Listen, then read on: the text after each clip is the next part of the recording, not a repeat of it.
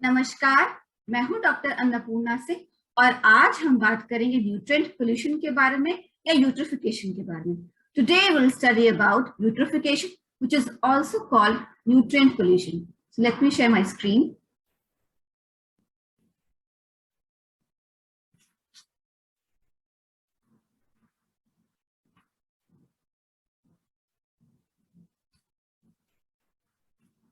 So what is eutrophication? It is the excessive richness of nutrients in water bodies due to runoff from land, resulting in a dense growth of plant life and eventual death of animal life from lack of oxygen. It happens both in sweet water and marine ecosystems. So, जब भी किसी water body में excessive richness of nutrient हो जाता है, मतलब कि nutrient एकदम से बहुत ज्यादा हो जाता है और वो न्यूट्रिएंट लैंड के रन ऑफ से आता है, तो उस न्यूट्रिएंट एनरिचमेंट की वजह से उस वाटर बॉडी में, मतलब उस झील, तालाब में या नदी में या समंदर में प्लांट ग्रोथ एकदम से बूम पर हो जाता है, क्योंकि बहुत ज्यादा न्यूट्रिएंट उसको मिलता है और उस एक्सेस प्लांट ग्रोथ और की वजह से जो है एक पूरा साइकिल चलता है और उसकी वजह से इवेंचुअली वाटर बॉडी में डीओ कम हो जाता है और सारे जानवर मर जाते हैं। और यही यूट्रोफिकेशन है। ये स्वीट वाटर में भी होता है, मतलब नदियों, तालाब, झील जो होते हैं उसमें भी होता है, और खारे पानी में, मतलब समंदर या खारे झीलों में भी होता है। इसका दूसरा सिंपल डेफिनेशन है nutrient induced increase in phytoplankton productivity. So nutrient induce मतलब न्यूट्रिएंट्स के द्वारा जो इंड्यूस किया गया, न्यूट्रिएंट के द्वारा जो हुआ है, वो जो फाइटोप्लैंक्टन की प्रोडक्टिविटी में जो बढ़त होती है न्यूट्रिएंट्स की वजह से पानी में, उसको हम कहते हैं यूट्रोफिकेशन। तो बेसिकली यूट्रोफिकेशन का जो फर्स्ट स्टेज है और फर्स्ट इंडिकेटर है वो है एक्सेसिव ग्रोथ ऑफ एल्गी और plants in a water body, और इवेंचुअली एक साइकिल होता है और फिर डीओ कम होता है और एनिमल्स मरते हैं।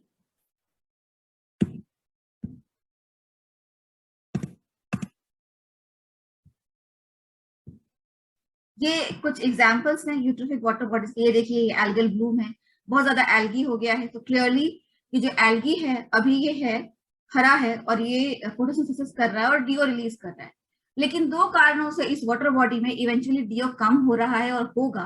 पहला कारण, ये जो एल्गी है, आप देख सकते हैं कि ये वाटर बॉडी के ऊपर एक लेयर बना रहा है ऊपर ऊपर, तो एटमोस्फेयर का जो ऑक्सीजन है वो उस वाटर बॉडी में नहीं घुल पा रहा है, क्योंकि ये एक लेयर बन गया है वाटर बॉडी और एटमोस्फेयर के बीच में।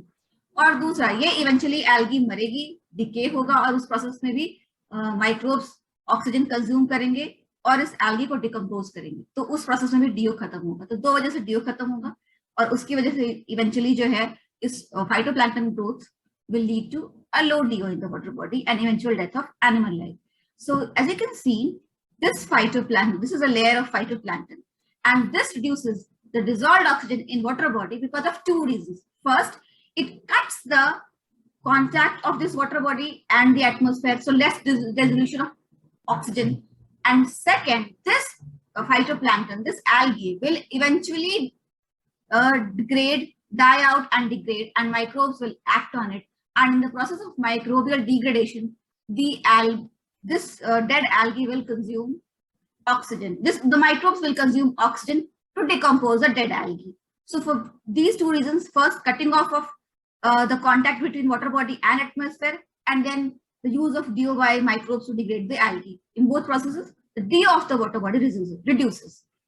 This is an example of a totally dead lake. As you can see, the water body has been completely overtaken by this green algae, and there is a lot of plant growth, and clearly there is no contact between the atmosphere and the water body. The supply, the contact has been cut off by this layer of algae, and I can say with certainty that it's a dead water body. There is no animal life below this layer of algae in the water.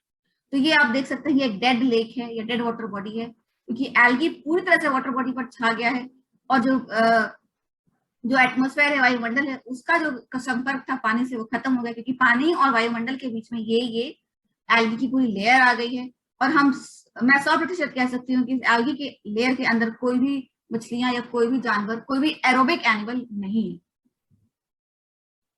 कुछ और definitions हैं eutrophication से related, वो जान लेने चाहिए। Oligotrophic, तो सारी लेक्स यूट्रोफिक नहीं होती हैं, कुछ लेक्स ओलिगोट्रॉफिक होती है। Nutrient deficient water bodies, so all water bodies which are nutrient deficient are called oligotrophic, mesotrophic. water bodies with moderate level of nutrients. So all water bodies which have optimum level of nutrient to support animal life and sufficient level of phytoplankton activity are called mesotrophic lakes. So these are optimum conditions. तो mesotrophic lakes होती हैं वो water body जिसमें moderate level of nutrient होता है, तो उसमें थोड़ा बहुत फाइटोप्लैंक्टन एक्टिविटी भी हो रही है और उसमें एनिमल्स भी थ्राइव कर रहे हैं, तो वो mesotrophic लेक होता है. तीसरा होता है डायस्ट्रॉफिक और hypertrophic lake. So what are these? Water bodies with high nutrient content at a stage of advanced eutrophication. तो जब यूट्रोफिकेशन की एडवांस स्टेज हो जाती है तो उसका न्यूट्रिएंट कंटेंट बहुत ज्यादा है और उसको डायस्ट्रॉफिक या हाइपरट्रॉफिक लेक भी कहते हैं या हाइपरट्रॉफिक वाटर बॉडी भी कहते हैं. So this is an advanced stage of eutrophication where the water body becomes dystrophic or hypertrophic. Hyper means up, so hypertrophic. This means there is a hyper supply of nutrients in that water body. Characteristics of eutrophic water body. तो eutrophic water body की characteristics क्या होंगी? Just a sec. यहाँ पर eutrophic में small ही होगा. Characteristics of eutrophic water body क्या होंगी? पहले water bodies with high nutrient content. Clearly, क्योंकि nutrient content से या nutrient enrichment से eutrophication की शुरुआत हुई है, तो पहला characteristics होगा जो भी eutrophic water body होगा उसमें nutrient content high होता है. दूसरा high BOD.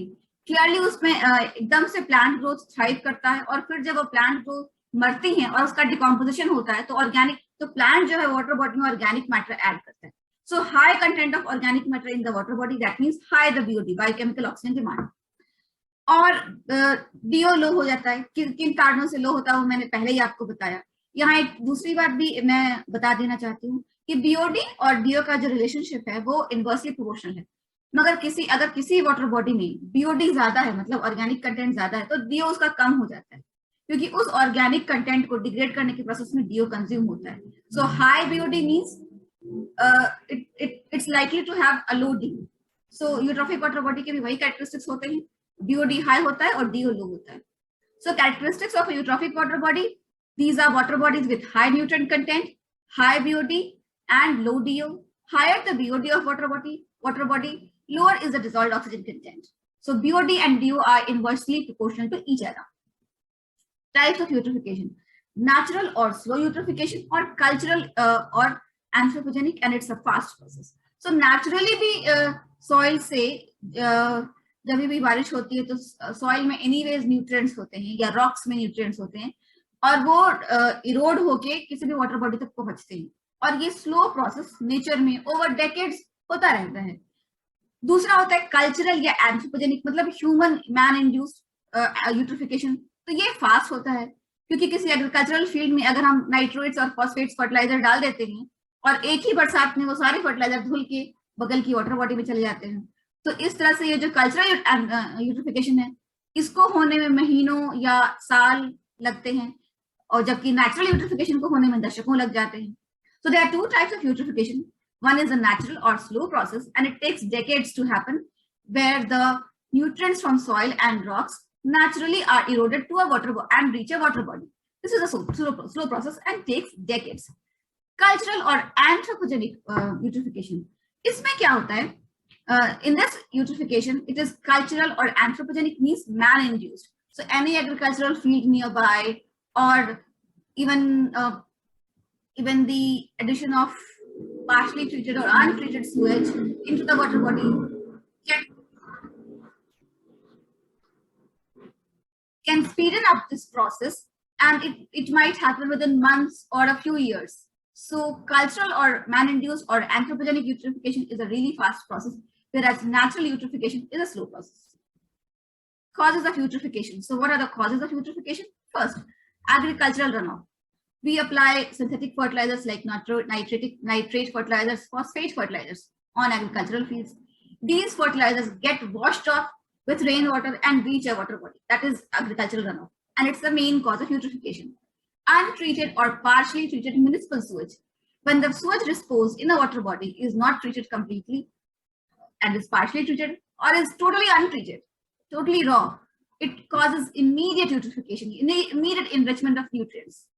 Industrial wastewater, sometimes industrial wastewater, because all industries use detergents for cleaning purposes and detergents have phosphates. So industrial wastewater also reaches water body. When it reaches water body, it causes eutrophication because it has nutrients in it due to the use of detergents in almost all industries for washing purposes. And that runoff water, when untreated and disposed in a water body, will certainly cause nutrient enrichment and eutrophication.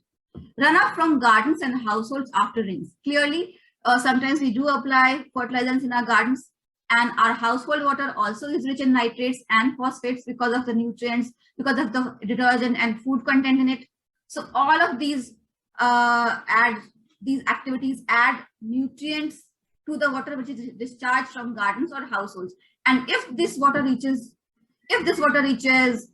a water body, it will cause nutrient enrichment and ultimate eutrophication. तो causes of eutrophication क्या है? पहला है agricultural runoff. हम खेत में खाद डालते हैं और वो खाद जो है वो बारिश के पानी के साथ घुल के और किसी झील, तालाब या नदी में चली जाती है या समंदर में मिल जाती है, तो उसको हम रन ऑफ कहते हैं. और वो समंदर में, झील में, नदी में, तालाब में यूट्रिफिकेशन मतलब न्यूट्रिएंट एनरिचमेंट करती है. दूसरा, अनट्रीटेड या partially treated municipal sewage.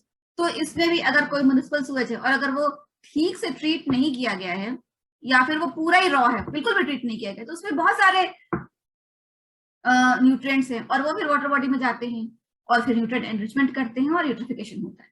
Industrial waste water. हर इंडस्ट्री में साफ सफाई के लिए साबुन पानी का यूज इस्तेमाल होता है और वो जो साबुन पानी है वो इंडस्ट्रियल वेस्ट वाटर में भी होता है.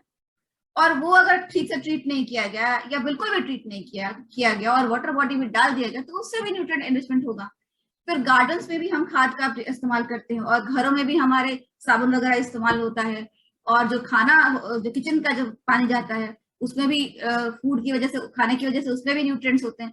तो अगर घरों का पानी भी ठीक से ट्रीट नहीं हुआ या कोई घर की नाली और वो किसी पानी में जा रही है, तो उससे भी न्यूट्रिएंट एनरिचमेंट होगा उस पानी का और फिर वहां यूट्रिफिकेशन होगा.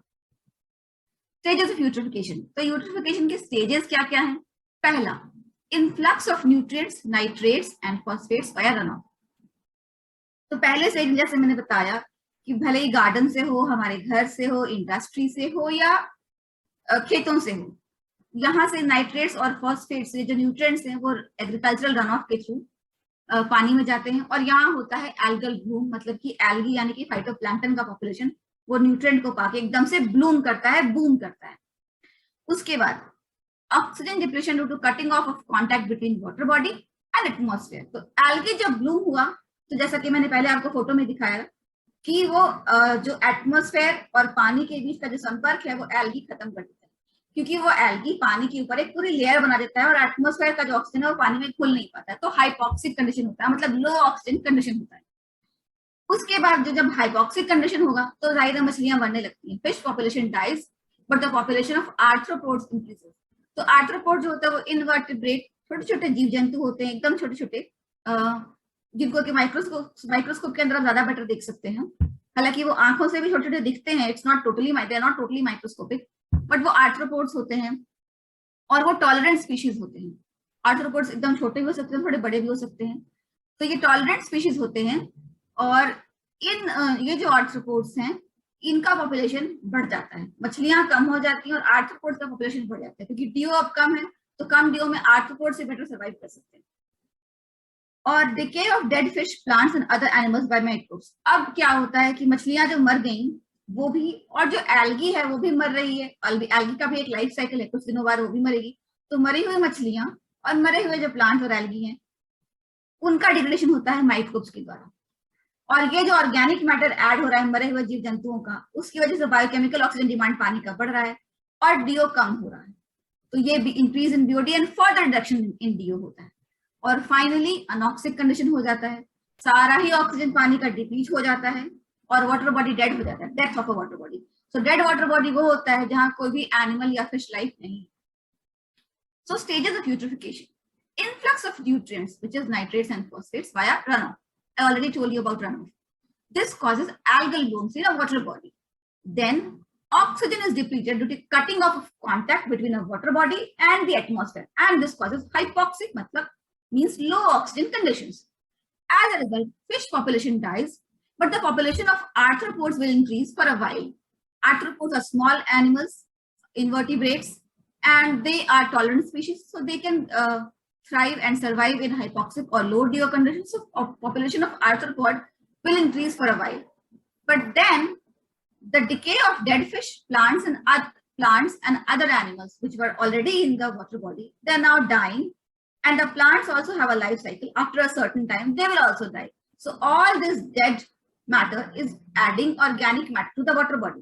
This organic matter is being acted upon by microbes. And this causes an increase in BOD, which is increase in the biochemical oxygen demand and further reduction of DO. So first of all, there is no mixing of atmospheric oxygen to the water. And then the DO in the water itself is being depleted because of microbial activity. And ultimately, there is anoxic condition like total lack of oxygen and all animal life dies and the water body is declared a dead water body, like there is no animal life in it. तो eutrophication के बारे में जो भी हमने बातचीत की, आशा है वो आपको समझ में आ गया होगा। और अगर आपको मेरी ये प्रस्तुति पसंद आए तो मेरे इस वीडियो को लाइक और मेरे चैनल को सब्सक्राइब जरूर करें। I hope what we discussed about eutrophication was useful, and if you like this video, please like it and please subscribe to my channel. Thank you. Jai Hind and Jai Bharat.